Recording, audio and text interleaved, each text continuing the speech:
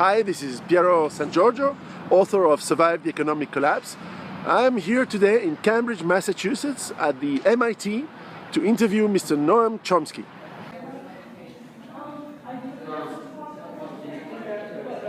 Large parts of Boston are pretty kind of like Holland.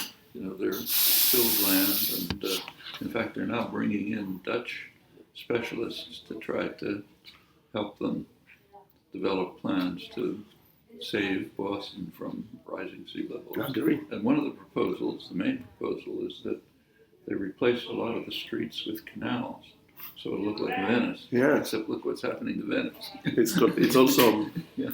It's also going down. And when I contacted you, first of all, it was the opportunity as I was coming here to Boston, and my father was working for digital equipment, so I know MIT and Boston since I was a kid, right? My first computer. Yeah, it was PDP. Yeah. It's great. And first of all, I wanted to thank you because your books, especially Manufacturing Consent, since that one, and I've read all of them since then, have been fundamental for me to understand that we were in a world that was not the way it looked, and that the media lies to us, and you have described the mechanics in a fantastic way. So first of all, I wanted to thank you because you're part of those who changed my life. So I'm sure you hear that a lot. Yeah, it was useful. And I wanted to take this opportunity to ask you a few questions I have of course a blog for my readers. And since Manufacturing Content, you have analyzed how the media seems to be saying more and more the same story. Russia and Putin is evil. The Arabs and the Muslims are bad. We seem to have more and more, all the media who say the same thing. And I was wondering, what is your analysis on today's world events that the media seems to be an ally of the empire, of the imperial Western control of the world? What's your thoughts on today's media? Well, first of all, I would question the phrase more and more, because it's always been true. In fact, it's sort of a mixed story. I mean, it's true that there are fewer voices, so the media have been concentrating. If you take a look at, Ben Bagdikian, who's one of the most serious media analysts. He was formerly head of the Berkeley School of Journalism, very good scholar. He has a book called The Media Monopoly, which was the first edition, must have been around 1980. And there are successive editions coming every year. In each edition, the monopoly gets narrower and narrower. By now, it's half a dozen in the United States, half a dozen voices. Used to be far more. On the other hand, those voices are not more committed to imperial power than they had been in the past. There are illusions about the golden age, but if you look, say, at the New York Times, the major U.S. journal, far back as you want to go, 100 years ago, it was worse. So, for example, take, say, Iran, now a major issue. Take a look at the reporting when the U.S. overthrew the government of Iran in 1954. They just applauded it. It's read the exact words, but the editorial said something like this: the reinstallation of the Shah will be an object lesson to small countries that go berserk with fanatical nationalism and try to take control of their own resources. And this will show them that they have to understand that they have to accommodate themselves to the world system that we run. They couldn't run an editorial like that now. It's grotesque. That was 1953. Mm-hmm. In 1954, when the U.S. Overthrew the democratic government of Guatemala, same thing, euphoric. When 1965, when Suharto took over in Indonesia and carried out a huge slaughter. I mean, a very significant event in world affairs. Sort of vindicated the war in Vietnam. That encouraged them to do it. The Times covered it accurately. They called it a staggering bloodbath, hundreds of thousands murdered. But they were completely euphoric. It's a wonderful thing. Their main liberal columnist, James Reston, he was the kind of liberal spokesman. He had a column, what was it called? The Gleam of Light in Asia. This was a wonderful thing. Here we were hearing all this bad news, but finally this gleam of light, a mass slaughter of hundreds of thousands of mostly landless peasants, which opens the country to U.S. exploitation. That was 1965. And you go back to 1916 when Wilson invaded Haiti, same thing, just euphoria. That, if anything, it's become more diverse. And I think it has, and that's an effect of the activism of the 1960s, which is, of course, bitterly condemned. It's called the time of troubles and so on. But in fact, it kind of civilized the country in many ways. Feminism is one example. But many young people were just changed by those years and that experience. And these are the people who worked themselves into, say, reporters, editors, and so on. And it somewhat opened and changed the character of the media. Not a lot, but the New York Times, for example, is more diverse and I would say honest, at least describing what happens with less bias than it did in the past, which is not to say much. So, for example, if you read the news report on the Israeli attack on Gaza, they're literally described as Hamas's assault on Israel. That's Putin is, as you said, the ultimate evil. And it's not just the United States. So in England, for example, one of the most respected commentators, scholars on European affairs, Timothy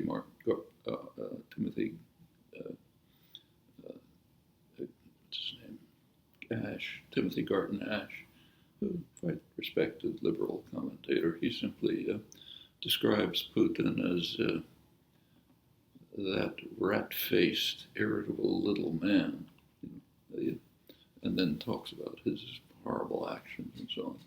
I mean, the idea that there might be some rationale to what Russia is doing when the United States moves right into the heartland of their geostrategic concerns, you can barely find. Interestingly, you can find it in other places.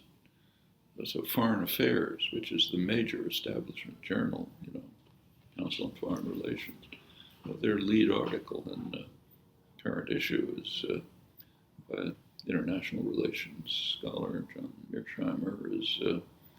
The title is something like "The West is responsible for the Ukraine crisis," and then he goes into the analysis of why this is such an immense, what the West is doing is such an immense threat to Russian interests that no matter who is in charge in Russia, they react to it. And he blames the West for the crisis, but you don't read that in the media, almost never. But so basically, I agree with your picture, but it's there has been a narrowing of voices. There are many fewer media, and those that remain have been reduced in quality enormously. So take the Boston Globe right here. This is a major city, academic center, intellectual center. This is the lead newspaper. It used to be quite a good newspaper. Now, take a look at it.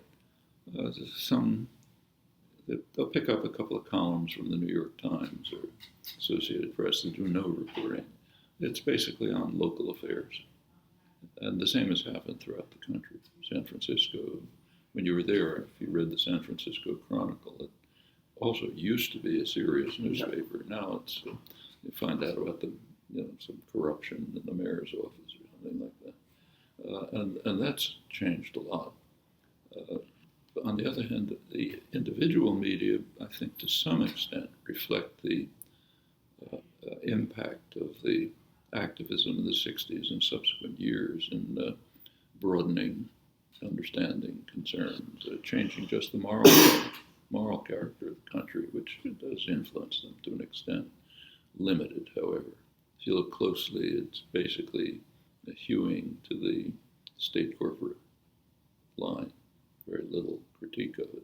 Some, but not a lot. Mm-hmm.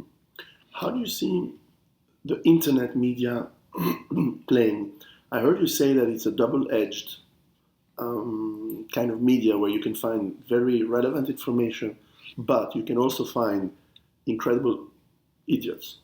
No, and it is double-edged. I mean, I use it all the time. Wouldn't do without it, but so it's a lot easier and you can get access to all kinds of things that took a lot of work in the past. Or you couldn't get it all. You can get immediate access to them. All that's to the good. And it does mean that if you want, you can read the British press, the French press. You can read Le Monde Diplomatique.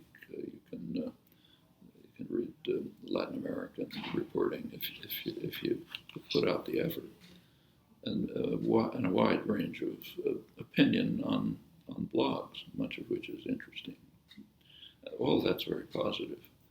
On the other hand, it does have negative effects. However, even the best of the blog material is not direct reporting for the most part. When you lose the direct reporting, even if it's biased, you're losing a lot. There are very good reporters, serious ones. Maybe what they report gets modified and changed as it works its way through the editorial filter, but they're good people and they work hard and they discover things. You can't do that when you're a blogger. You're not on the scene. So and as the internet has expanded, the reporting in the journals themselves has declined. So take, say, the Boston Globe again. In the 1980s, it had bureaus all over the world, very good reporters. A lot of them were personal friends. It had some of the best reporting on Central America during Reagan's wars there. Now, all gone. You can read people's opinions about it, but you can't read it in the morning newspaper. Another negative effect of the internet, I think, is that this incidentally has been studied. It tends to draw people to their own beliefs and attitudes. I mean, I don't say that critically. I do the same thing myself. Some of the blogs I look at are the ones I think I'm probably going to agree with. But that's not a good thing. It's a good idea to read widely. In fact, in journals, I make a point of it. I read the right-wing journals, conservative journals, and you learn a lot from them. But if you're just kind of focused on the people you already agree with, while you may learn something to reinforce your own beliefs, you're going to miss a lot too. And that's happening very strikingly. So the people to whom Fox News appeals, let's say, are not going to hear another voice. And that's dangerous. Also, I think it's maybe hard to prove this, but I think it's kind of undercutting the habit of reading. I can see it with students. They just don't read as much because it's easier to look something up on the internet.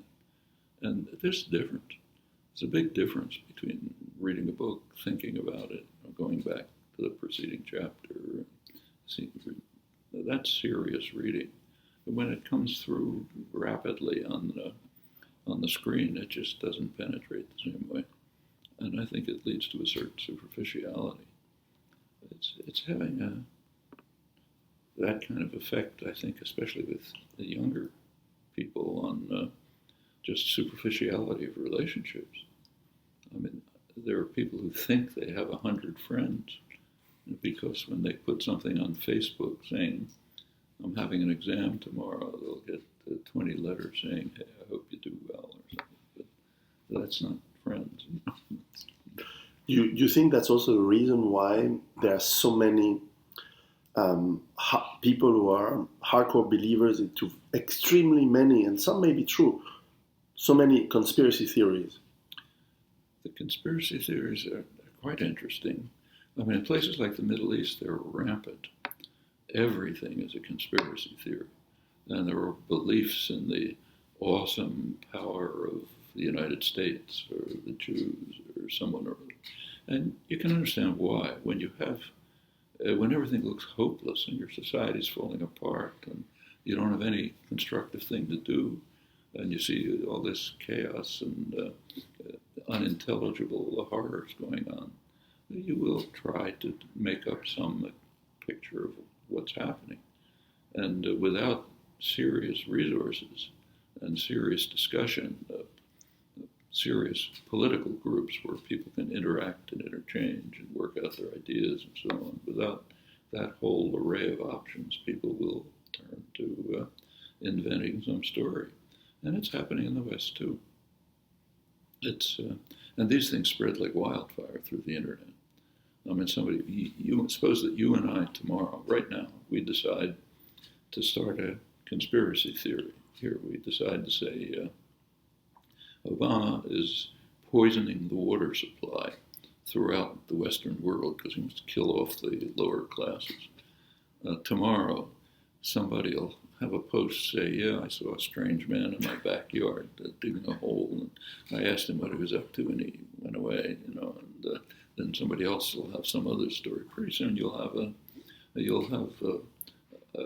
a group of people interacting, reinforcing one another, establishing this theory as a firm belief. And if anyone doesn't believe it, they're a CIA spy or a left gatekeeper or some other story. Now that happens over and over. And it draws an enormous amount of effort and energy away from serious activism. I mean, if I were to construct a conspiracy theory, I don't believe it, but let me say, I would say the government is running these things because it's very beneficial to power. It draws energy away from authentic critique of power. So if they were smart, they'd be seeding these things, like the 9/11 conspiracies. The government, if they were smart enough, they'd be stimulating. But they're not that smart. No, maybe not. It just happens on its own. We had the exact same discussion. I'm sure you know William Bloom down in Washington, D.C. I interviewed him on this topic.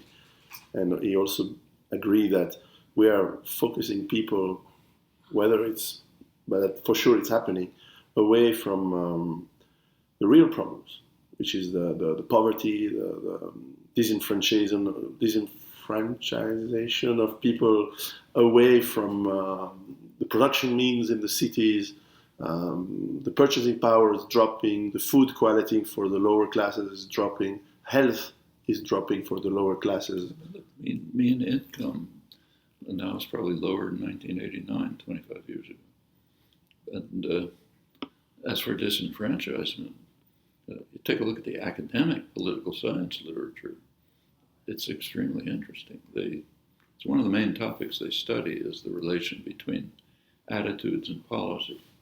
It's a pretty straightforward topic. Policy, you see attitudes you can discover from pretty sophisticated and extensive polling, very heavily polled society. And the conclusions are pretty striking. Roughly 70% of the population, lower 70% on the income scale, is literally disenfranchised. They're representatives, and the government just pays absolutely no attention to their opinions. As you move up the scale, you get a little more influence, but not much. When you get to the very top, top 0.1%, they're basically setting policy. Well, people may not read the literature, but they're aware of it. And it even shows up in polls. They're aware that the government pays absolutely no attention to them. Their opinions don't matter. So why bother voting? If all of this is happening to me, then there's got to be some hidden power behind it that's controlling it, and not the financial institutions and which just huge factor in the economy and like a vulture eating away at the authentic economy, but and mostly subsidized by the public. I mean, there's actually, you probably saw an IMF study that came out about a year ago on the profits of the 6 major American banks, where they concluded that they basically make no profits. All their profits virtually can be traced to the government insurance policy, which gives them cheap credit ratings, cheap credit, higher inflated credit ratings, and the opportunity to make risky, profitable investments because they're going to be bailed out by the public anyway. And the business press estimated that from their figures the annual public subsidy at about $83 billion. That's no hidden power. There's power right there. And they have enormous influence over the political system. That's why they get bailed out, but homeowners don't, and even though the legislation called for both. And the same is true of other major sectors of concentrated wealth and power. But what the public sees is they don't care about me, so there's got to be some hidden force. I mean, I think by now probably maybe 90% of the public thinks Congress should just be thrown out because they don't do anything for us anyway. And they're basically right. But that's disenfranchisement. Yes. And the reasons for that are not all that obscure. And that's the kind of thing that we should be concerned about, not that did George Bush secretly plan to blow up Building 7. Which may or may not be true, but... Well, if it is true, you haven't discovered anything about it. Yeah. And in fact, the chances that, by now there's a huge number of people who've become skilled physicists after an hour on the internet and can tell you all kind of details about how the building collapsed. That's correct. Now, I have another question to jump on U.S. foreign policy. Especially in the Middle East, it seems that every time the United States over the last, how many years, I don't know, but a long time, every time there is an intervention or occupation, it leads to disaster. It leads to... Depends for whom. Disaster for whom? Disaster for whom? Well, like take, say, what we mentioned before, the coup in Iran in 1953. I mean, that meant that for 25 years, the United States had basically what it wanted in an important country. Oil. That was maybe a disaster for the Iranians, but Yes. not for the United States. So likewise today, it's a disaster for the Iraqis for the last 10 years or more. But it's more than that. I mean, the sanctions in the 1990s practically destroyed the country. I mean, it's another thing people don't talk about, but the sanctions were they were technically under the UN, and there were respected international diplomats who administered them. Both of them resigned in protest in claiming that the sanctions were genocidal, literally. Hans von Sponeck, the second one, a very distinguished figure, wrote a long, detailed book about the genocidal effect of the sanctions. It's called A Different Kind of War. And just to tell you about the media, I don't think there was a single review of it in the United States. I checked in England, and I think the only review may have been in the Morning Star, the Communist Party newspaper. I mean, we don't want to hear of it. It's U.S.-British sanctions, which were having, they claim, the other Dennis Halliday said the same thing. It's not the kind of story you want to tell the population. So nobody hears about it. And it's the same in Syria, the same in Libya. Yeah. Now, the United States does not intervene in Zimbabwe, does not intervene in Sri Lanka. And it seems that there is a link between this intervention and control of natural resources, especially oil. And as conventional oil is decreasing in quantity of extracted quantity, we see an increase over the last 20 years of intervention in those countries. Do you think there's a connection between, let's say, this imperialistic foreign policy and the dwindling natural resources? There is, but I don't think it's just the last 10 or 20 years. You go back to the 1940s, and we can go back farther. In fact, you go back to the discovery of oil as a fuel, not just something to light lamps with. As soon as that happened, at that time mostly the British, secondarily the French, the major imperial powers, at once tried to gain control of the world's major oil resources. The United States didn't have to at the time. It had huge resources of its own. But by the 1920s, the United States had forced Britain out of Venezuela, a major oil producer, had forced its way into the Middle East Agreement, the Red Line Agreement. 1930s, oil was discovered in Saudi Arabia. It was realized that's huge. The United States kicked the British out, just more force, and essentially took it over. During the Second World War, there was kind of a mini war going on between Britain and the United States, which of course the United States won, not just in Saudi Arabia, but elsewhere. By 1945, the State Department specialists were describing the Middle East as one of the greatest material prizes in world history, stupendous source of strategic power. Eisenhower called it the most strategically important area in the world, but just because of oil. And it wasn't that the United States wanted the oil. In fact, the U.S. was an exporter. It wanted to control the oil. Yeah. It's not access, it's control. If today the United States was 100% solar, it would still want to control the oil fields. That's the way you control Europe.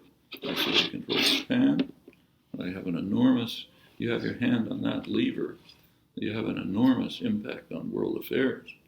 That was recognized by George Kennan. Control over oil will give us veto power over Japan. We may not want it, but they need it. And if we control it, we have veto power. When the U.S. invaded Iraq, Brzezinski wasn't in favor of the invasion. He was kind of critical of it, but he said it will have the advantage of giving us critical leverage over Europe. And that's important because we got to control Europe. They have always been regarded as a potential enemy. They might become independent. So yes, this will continue, even as the U.S. becomes a leading exporter again. They will, which it is now already, they'll still want to control the energy resources. However, the control over resources is a very complex issue if you look at it. Take Eastern Congo, enormous resources, maybe 5 million people killed in the last couple of years. Yes. Nobody intervenes because what's happening to those resources? They're going into the hands of multinationals who use the militias as their ways of ensuring that you get enough coltan for your cell phone and so on. Millions of people getting killed, but there's no intervention because the resources are going into the right hands of the multinationals who are the proper owners of them. Yeah, but true. No intervention, purposely. So control is more important than ownership. And control and access. But if you're getting it through murderous militias and gangsters, why bother intervening? Yeah, very good point. Now, in my books, I mention that the world economy has a fairly good chance to collapse as we continue with this, first of all, overpopulation, decrease of availability of natural resources, but also the reliance of a financial economy, which is more and more a huge bubble. Do you also see that we are on the path to economic collapse? And if so, how do you think that could happen? And what should people do to save themselves? Well, the economies of the West have been radically financialized since the 1970s. If you go back to the 1950s and 60s, banks were banks. You had some excess money, you deposited it, they lent it to somebody else to buy a car. Those were bank transactions. And from 1970 on, it's totally different. the banks have become highly speculative, dealing with exotic financial instruments, growing enormously in scale. Speculative trading has just skyrocketed. By now, there's kind of a comical incident. About a year ago, right here, there were two major infrastructure projects building huge tunnels. One of them was to go from New Jersey to New York underneath the Hudson River, of enormous value to commuters. It's horrible to travel there if you've been there. That one was canceled. The other one was to dig a tunnel from somewhere near Manhattan to some place in the Midwest where they have huge huge facilities for financial transactions. So if you have the tunnel and the cables and so on, you can cut a couple of microseconds off trading. That one was built, but not, and that's the economy. That's symbolic for the way the economy works. So you can't take the train from New York to Boston takes maybe 15 minutes less than when I took it 60 years ago. But speculative transactions are now measured in microseconds because this doesn't contribute to the economy. In fact, it's harmful to the economy. But that's where power lies. And of course, they have enormous, as I mentioned before, they're subsidized by the public to an extraordinary degree. They carry out extremely harmful actions. They're encouraged to undertake systemic risk because they don't have to pay for it. What happened with, if you take a look at the details of the last crisis, it is mind-boggling. Like AIG, the world's biggest insurance company, huge insurance company, they were going to collapse. The government essentially bought them out.